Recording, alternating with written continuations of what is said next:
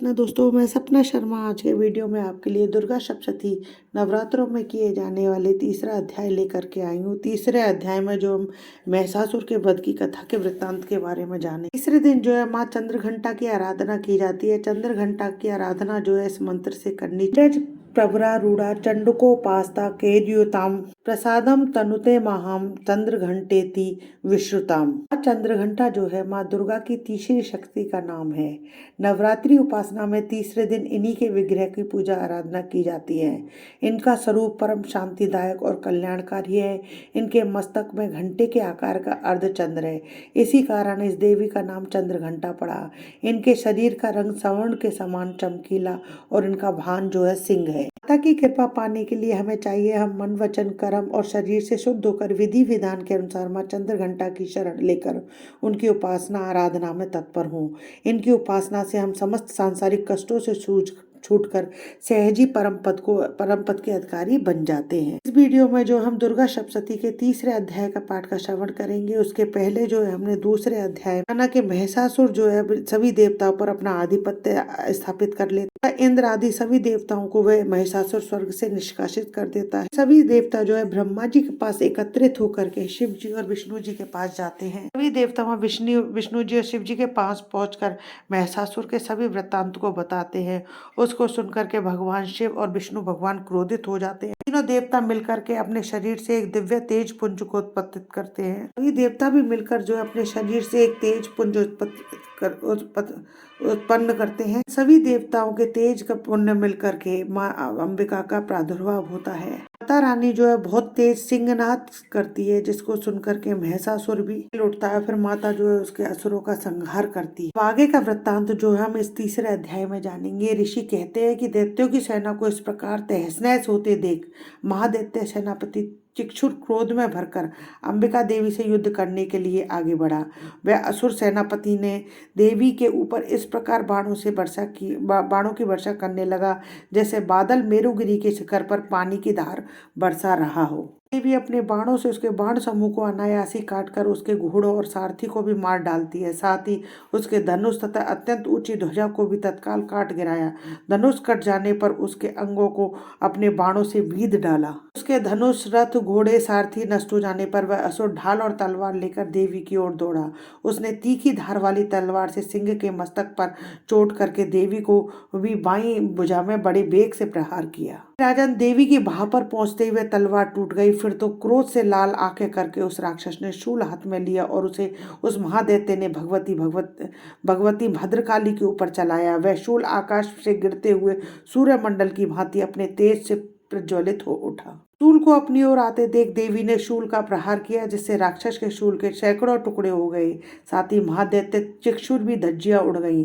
वह प्राणों से हाथ धो बैठा। असुर के सेनापति उस महापराक्रमी चिक्षुर के मारे जाने पर देवताओं को पीड़ा देने वाला चामर हाथी पर चढ़कर आया। उसने भी देवी के ऊपर शक्ति का प्रहार किया, किंतु जगदम्बा ने उसे अपने हुंकार से ही आहत और निष्प्रभ करके तत्काल पृथ्वी पर गिरा दिया। टूटकर गिरी हुई देख चामर को बड़ा क्रोध हुआ। उसने शूल चलाया, किंतु देवी ने उसे भी अपने बाणों के द्वारा काट डाला।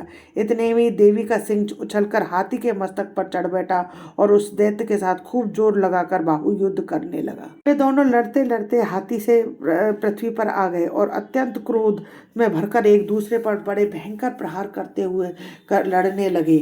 उसके उपरांत सिंह बड़े वेग से आकाश की ओर उछला और उधर से गिरते समय उसने पंजों की मार से चामर का सिर धड़ से अलग कर दिया। इस प्रकार उदग्नि शिला और वृक्ष के आदि की मार खाकर रणभूमि में देवी के हाथ से मारा गया तथा कराल भी दांतों, मुक्कों और थप्पड़ों की चोट से धराशायी हो गया। क्रोध में भरी हुई देवी ने गदा की चोट से उद्धत का कचूमर निकाल डाला। इंद्रपाल से वाशकल की तथा बाणों से ताम्र और अंधक को भी मौत के घाट उतार दिया। 3 नेत्रों वाली परमेश्वरी ने त्रिशूल से उद्रास्त, उग्रीव और महामनु नामक दैत्यों को मार डाला। तलवार की चोट से विडाल के मस्तक को धड़ से काट गिराया। दुर्धर और दुर्मुख इन दोनों को भी अपने बाणों से यमलोक भेज दिया। इस तरीके से देवी जो अत्यंत प्रचंड रूप धारण कर इस प्रकार अपनी सेना का संहार होते देख महिषासुर ने भैंसे का रूप धारण कर देवी के गणों को त्रास देना आरंभ किया। किन्हीं को थुन से मारकर, किन्हीं के ऊपर खुरों का प्रहार करके, किन्हीं को पूंछ से चोट पहुंचाकर, किन्हीं को सींगों से विदीर्ण करके, कुछ को गणों को वेग से, किन्हीं को सिंहनाद से, कुछ को चक्कर देकर और कितनों को निश्वास वायु के झोंकों से धराशायी कर दिया। इस प्रकार गणों को सेना को गिराकर वह असुर महादेवी के सिंह को मारने के लिए झपटा, जिससे जगदम्बा को बड़ा क्रोध हुआ। उधर महापराक्रमी महिषासुर भी क्रोध में भरकर धरती को खुरों से खोदने लगा तथा अपने सींगों से ऊंचे ऊंचे पर्वतों को उठाकर फेंकने और गरजने लगा। वेग के से चक्कर देने के कारण पृथ्वी क्षुब्ध होकर फटने लगी। उसकी पूंछ से टकराकर समुद्र सब ओर से धरती को डुबोने लगा। हिलते हुए सींगों के आगाज से विदीर्ण होकर बादलों के टुकड़े टुकड़े हो गए। उसके श्वास की प्रचंड वायु के वेग से उड़े हुए सैकड़ों पर्वत आकाश से गिरने लगे। इस प्रकार क्रोध में भरे हुए इस महादैत्य को अपनी ओर आते देखकर चंडिका ने उसका वध करने के लिए महान क्रोध किया और उन्होंने पाश फेंककर उस महान असुर को बांध लिया। उस महासंग्राम में बांध जाने पर उसने भैंसे का रूप त्याग दिया और तत्काल सिंह के रूप में वह प्रकट हो गया। अवस्था में जगदम्बा जो ही उसके मस्तक को काटने के लिए उद्यत हुई, त्यों ही खड्गधारी पुरुष के रूप में दिखाई देने लगा। तब देवी ने तुरंत ही बाणों की वर्षा करके ढाल और तलवार के साथ उस पुरुष को भी बांध डाला। इतने में वह महान गर्जराज के रूप में परिणित हो गया और अपनी सूंड से देवी के विशाल सिंह को खींचने और गरजने लगा। इसी समय देवी ने तलवार से उसकी सूंड काट डाली। तब उस महादैत्य ने पुनः भैंसे का शरीर धारण कर लिया और पहले की भांति चराचर प्राणियों सहित तीनों लोगों को व्याकुल करने लगा।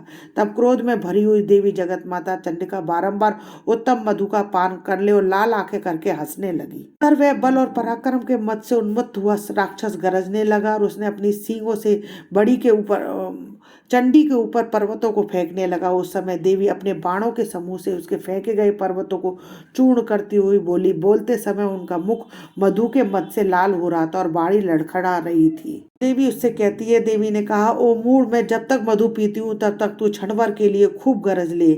मेरे हाथ में यही तेरी मृत्यु हो जाने पर तब शीघ्र देवता भी गर्जना करेंगे। कैसे देवी उससे कहती है। तब ऋषि कहते हैं, यूं कहकर देवी उछली और उस महादैत्य के ऊपर चढ़ गई। फिर उसने अपने पैरों से उसे दबाकर उन्होंने शूल से उसके कंठ में आघात किया। उनके पैर से दबा होने पर भी महिषासुर अपने मुख से आधे आधे शरीर से बाहर निकलने पाया था कि देवी ने उसके प्रभाव से उसे वहीं रोक दिया। आधा निकला होने पर भी वह महादैत्य देवी से युद्ध करने लगा। तब देवी ने बहुत बड़ी तलवार से उसका मस्तक काट गिराया। फिर तो हाहाकार करती हुई दैत्यों की सारी सेना भाग गई और संपूर्ण देवता अत्यंत प्रसन्न हो गए। देवताओं ने दिव्य महर्षियों के साथ दुर्गा देवी की स्तुति की।